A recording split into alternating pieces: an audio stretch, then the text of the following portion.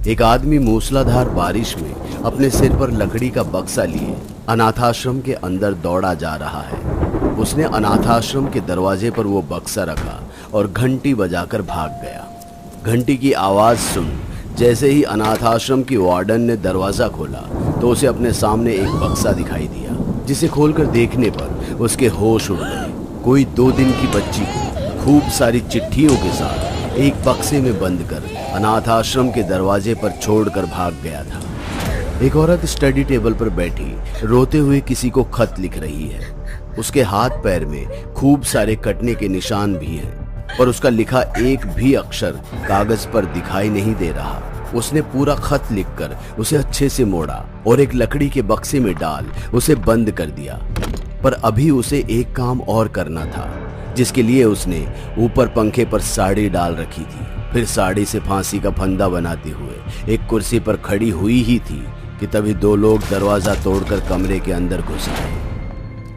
इतनी जल्दी खुशियां नहीं मिलती कुमुद, उसके लिए पहले बहुत सारा दुख सहना पड़ता है।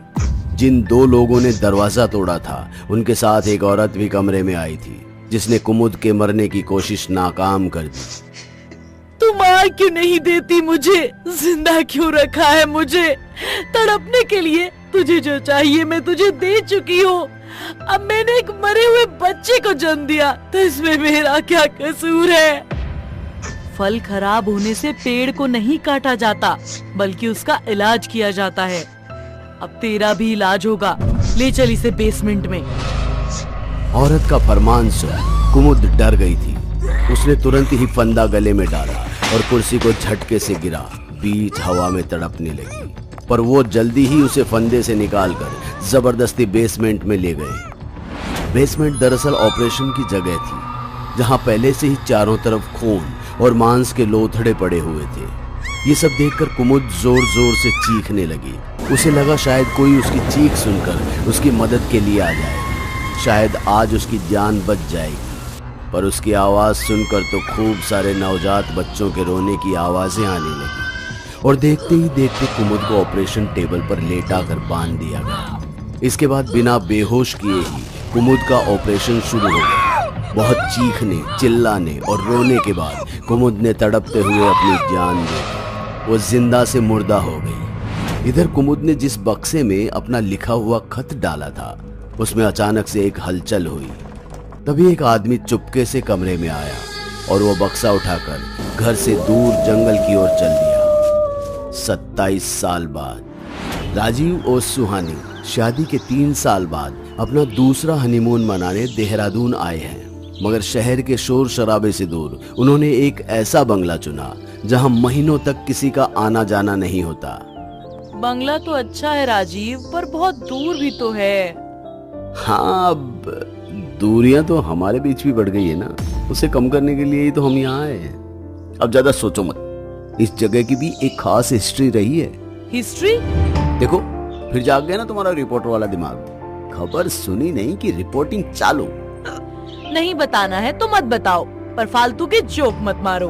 अब मुझे इन पर हंसी नहीं आती। अच्छा बाबा ठीक है, बताता हूँ।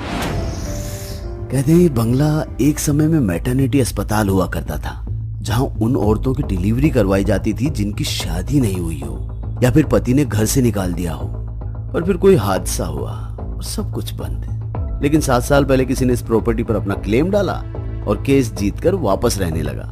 अपने पति राजीव की बात सुन सुहानी एक पल को सोच में पड़ गई, पर तभी उसे ऐसा लगा जैसे बंगले की खिड़की से कोई उसे देख रहा है।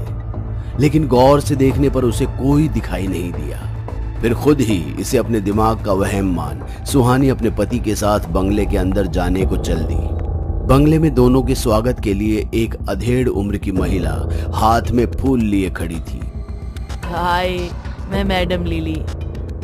आपको यहाँ आने में कोई तकलीफ तो नहीं हुई? मैडम लिली की बात सुनकर सुहानी ने मुस्कुराते हुए नामे सिर हिलाया और बंगले को गौर से देखने लगी। तभी मैडम लिली ने सुहानी से पूछा, कौन सा महीना चल रहा है? मैडम लिली की बात सुनकर सुहानी एक पल को थम सी गई। उसने चौंकते हुए मैडम लिली से तुरंत कहा, तुम्हें कैसे पता मैं पेट से हूँ? अरे भाई, ये मेरा प्रोफेशन है। मैं एक मैटरनिटी डॉक्टर हूँ, मेरा काम है ये। क्यों, तुम्हें क्या लगा मैं कोई डायन या भूतनी हूँ जिसे सब अपने आप ही पता चल जाता है? मैडम लिली की बात सुनकर सुहानी हंसने लगी। बहुत दिन बाद सुहानी को इस तरह से हंसता देख राजीव को यहाँ आना सही लग रहा था। बातचीत होने के बाद राजीव और सुहानी ने मैडम लिली के साथ ही डिनर किया और फिर सब अपने अपने कमरे में जाकर सो गए।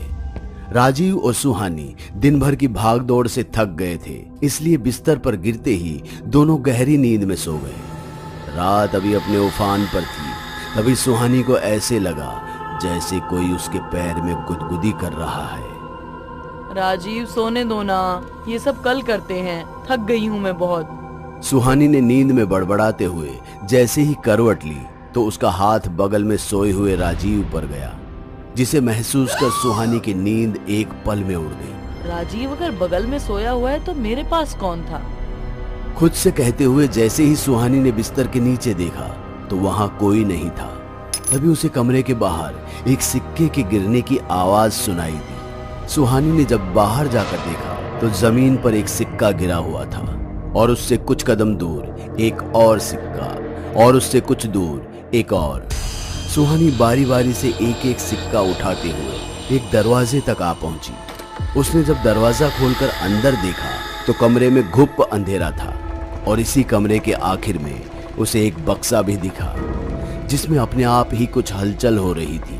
सुहानी शक करते हुए जैसे ही बक्से के पास पहुंची तो तेजी से दरवाजा अपने आप ही बंद हो गया और कमरे के कोने में खूब सारे बच्चों के रोने की आवाजें आने लगी। इतने सारे बच्चों की आवाज सुनकर डर के मारे सुहानी का हलक सूखने को हो गया। उसने तुरंत ही अपने फोन की फ्लैशलाइट जला। जैसे ही कमरे को देखा तो उसके होश ठंडे पड़ गए। कमरे में सैकड़ों 1 साल से कम उम्र के नवजात बच्चे थे, जिनकी आंखों की जगह 2 काले गड्ढे थे जिनसे खून और कीड़े निकल रहे थे। सबके सब बच्चे देखते ही देखते सुहानी की ओर बढ़ने लगे और उसे नीचे गिरा उसके जिस्म से मांस नोच कर खाने लगे। सुहानी अपने ही खून में लथपथ दर्द से तड़प रही थी। एक एक सांस के लिए चिल्ला चिल्ला कर भीख मांग रही थी, पर उसकी मदद के लिए कोई नहीं आया। लेकिन जैसे ही उसे ये एहसास हुआ कि उसके अंदर भी एक नन्ही सी जान पल रही है, सुहानी ने अपनी हिम्मत समेटी और बच्चों को कुचलते हुए वो उसी बक्से के पास आ गई जो उसने कमरे में आने से पहले देखा था।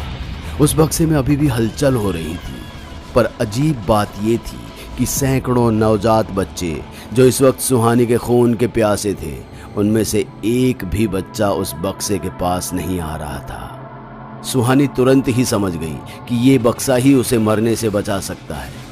यही सोचकर सुहानी ने जैसे ही वो बक्सा खोला तो उसमें से तेज काली रोशनी निकली, जिससे सुहानी का चेहरा झुलस गया। फिर भी उसने बक्से को बंद करने से पहले अपना हाथ अंदर डाल कुछ ढूंढने की कोशिश की, पर उस बेचारी को क्या पता था कि उसने अपना हाथ खुद ब खुद मौत के मुंह में डाल दिया। सुहानी को ऐसे लग रहा था मानो उसने किसी जानवर के दांतों के बीच अपना हाथ रख दिया हो और वो जानवर उसके हाथ की हड्डी को चूरा बना रहा हो। अपनी पूरी जान लगाकर सुहानी ने जब अपना हाथ बाहर खींचा तो उसका हाथ लहूलुहान हो चुका था, लेकिन उसने पूरी ताकत से कुछ पकड़ा हुआ था, एक चिट्ठी।